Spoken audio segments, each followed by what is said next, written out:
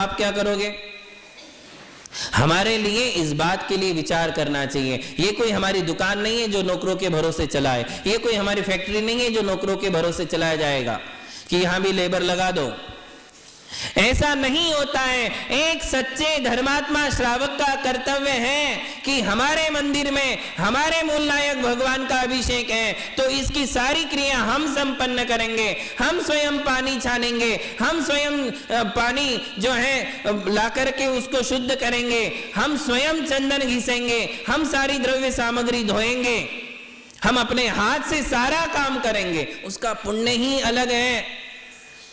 पद्म पुराण में लिखा है कि जो लोग मंदिर में झाड़ू लगाते हैं, क्या करते हैं?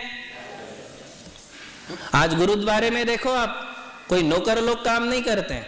कौन करते?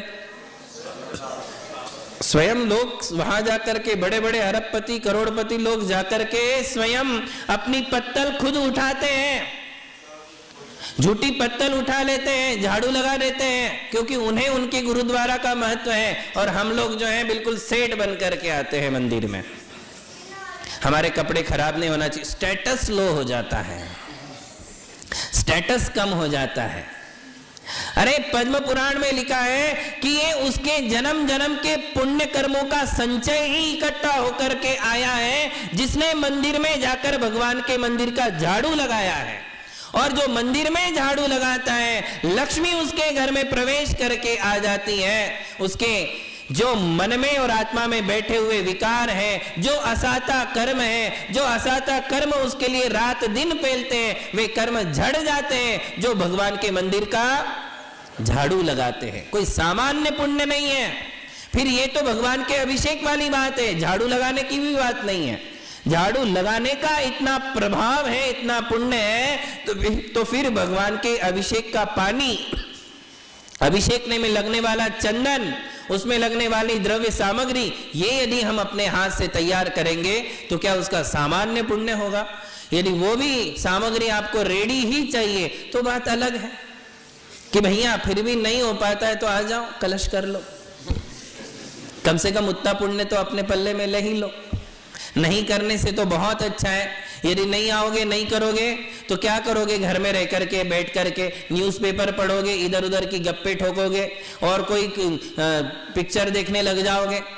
उस समय और पाप कर्म का बंद करोगे। इससे बेटर है कि मंदिर में आ जाओ और भगवान की अभिषेक और पूजा में भाग ले लो।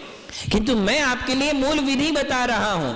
मैं ये नहीं कह रहा हूं कि ये सब कुछ आपको करना ही चाहिए, करना ही चाहिए, किंतु नहीं होता है तो उसके लिए रास्ते हैं। और ये सबको पता है कि नहीं होता है तो क्या कर सकते हैं। रास्ते सबके लिए पता, और नहीं होगा तो हम रास्ता निकाल भी देते हैं। जहां रास्ता नहीं होगा वहां हम पगडंडी निकाल देते हैं, क्योंकि हमें निकालना ही है। तो कहने का मतलब है, और फिर बेचारा पंडित सुबह से लेकर के इतनी सारी क्रिया करता है, उसके ऊपर जाकर के हम गुस्सा करते हैं कि तू ऐसा करता है, तू वैसा करता है, तेरे लिए ये नहीं आता, तेरे लिए वो नहीं आता।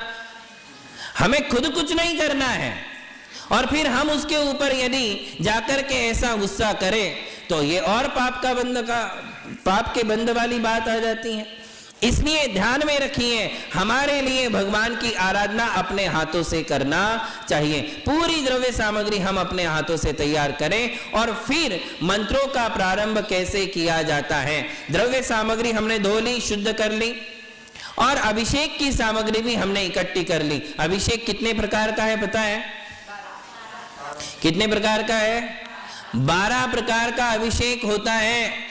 वो 12 प्रकार का अभिषेक नित्यमः, रोज वाली क्रिया है, नैमित्तिक नहीं। विशेष यदि अवसर है, पर्व के दिन है, अष्टमी है, 14 है, अष्टानी का पर्व है, पर्युषण पर्व है, तब तो 12 के 15 भी हो सकते हैं, 12 के 22 भी हो सकते हैं अभिषेक की सामग्री। किंतु रोज एटलीस्ट कितने प्रकार का अभिषेक करना ही चाहिए? 12 प्रकार का अभिषेक हमारे मूल नायक भगवान का होना ही चाहिए। मंदिर में वो 12 प्रकार वाला अभिषेक कौन सा है, उसकी विधि क्या है, उसके मंत्र कौन से है, उसका सीक्वेंस क्या है, ये सारी बातें हम आपके लिए अगले आने वाले दिनों में करेंगे। आज इतना ही। महावीर भगवान की